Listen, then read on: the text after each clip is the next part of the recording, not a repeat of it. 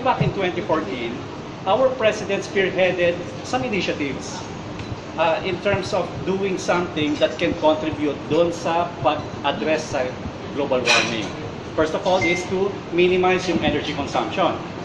And doing that is, very practical lang naman sa corporate setup, is to try to minimize the consumption ng kuryente. And let me show you yung mga initial efforts so far. Ito yung mga progress na nagawa so far ng company when it comes to energy consumption. Comparing yung mga bills ng company, both sa planta at saka sa office namin, yung mga savings. Let me start with the plant. Okay, for our Stalder laboratories, of course, we all know Stalder laboratories. Ito yung gumagawa ng ating mga quality products. For SLI alone, when we compare yung mga expenses namin ng 2014, compared this last year, 2015, we actually made savings of 1.4 million. 1.4 million. And this was only based from the initiatives na nagawa ni Ms. Dina during her coordination with the Mother Earth Foundation, ma'am, no? Yeah. During that time, so Mother Earth Foundation. Small steps, but somehow very significant. Big step when it comes to the results. That's 1.4 million, hindi rin biro yan. Now, another business unit ng company, yung pharmaceutical division namin, yung BCP Dermatological Corporation, actually made savings of 294,000 alone by doing these energy saving initiatives ng company. Again, these are small steps, but definitely we're raring to do more. Raring to do more. And in fact, for Diana Stalder, from that period, actually, wala pa nga kami nagagawa pa, no? So, 2016 for Diana Stalder is definitely the green time naman. Green time. But then, it would really require more effort on our part there. That's why, for Diana Stalder, we would really need someone to help us, to ensure that we definitely do things greener. That's why we have this afternoon, our green inspiration. You've definitely met him earlier. He's with us. And he's more known in the global circles as the Green Man. So, allow me to introduce to you this afternoon our special guest, Mr. Matthias Gelber, the Green Man. Is it okay to just put it on? Or? No, let's switch it off because Okay. we want to save Okay. electricity, right? That is the goal. Let's switch it off. Yeah. You can even put it out of the way, then it looks even nicer than having the green. So, good afternoon all of you guys. It's nice to be back in the Philippines, and I'm very, very happy to be here with Dina Stalder and her team because I always get inspired when other people do inspirational things for Mother Earth. We all know that we need to do our bit to save Mother Earth because we have a lot of global challenges. We have climate change. I actually come from a very small village in Germany. My village is a very remote place. If I tell the Germans the name of my village, they don't actually know where it is. And when I was a kid, I had every winter 4 months of snow. Every winter. It was end of December till usually middle of April. If we were lucky, we had a white Christmas. I'm not sure whether any one of you has experienced that, but it makes it very beautiful.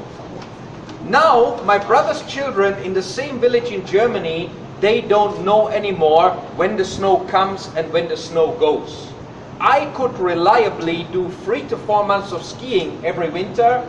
My brother's kids don't know anymore. I can see the unreliability of climate patterns, which we call climate change, in my small village in Germany. We see it here in the Philippines, Typhoon Haiyan and all the other impacts that this beloved country has faced is a reflection of 7 billion humans on the planet squeezing Mother Nature to the max to take out the coal, the oil, the gas, the minerals, anything we can get our hands on to fuel our concept of modern industrialization.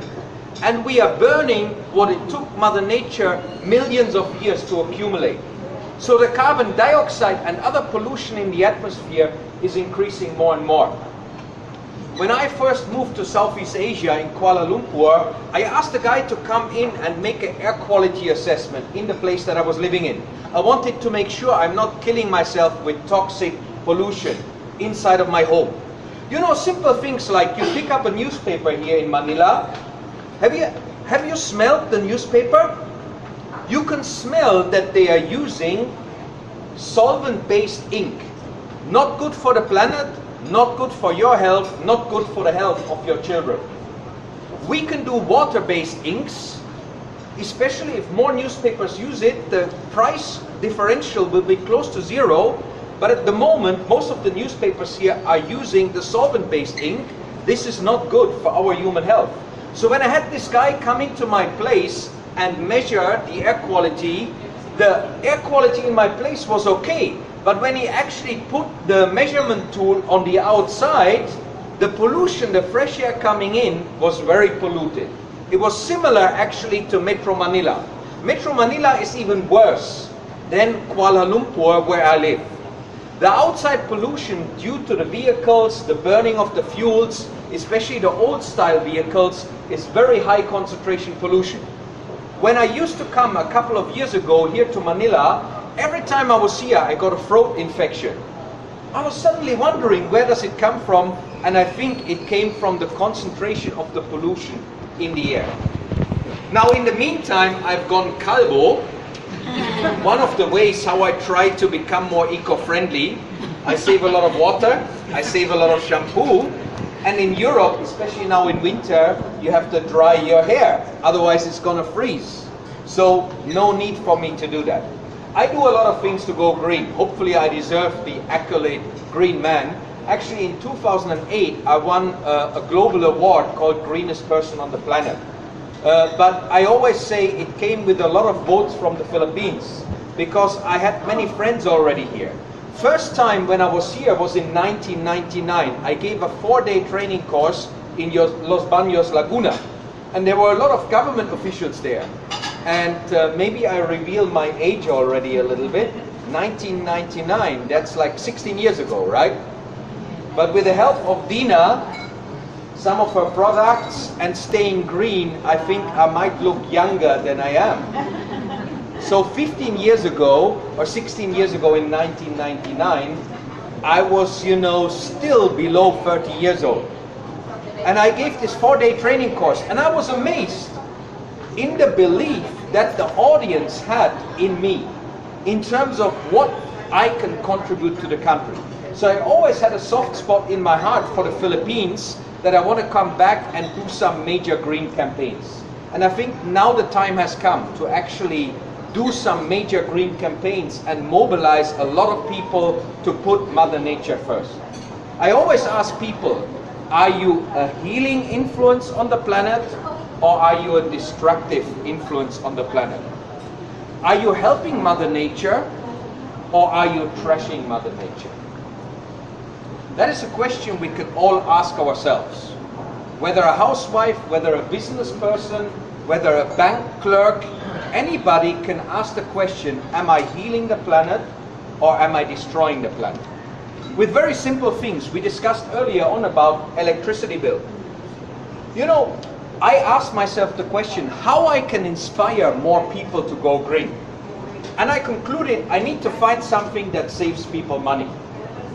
Because at the end of the day, if we help ourselves and we help the planet, then there is more impact there.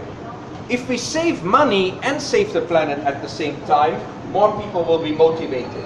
And I think the best place to start is our electricity bill. You saw earlier on the screen, the company has saved more than 1 million pesos in electricity bill. And you know what? I just calculated that. Guess how much carbon dioxide emissions that represents? 1 million pesos of electricity bill. Anyone an idea? How can you calculate from your electricity bill the amount of carbon dioxide emissions that has been polluting where the electricity was manufactured? Actually, we call it power plants. I asked that question to a couple of kids the other day in a school. They were like 5 years ago.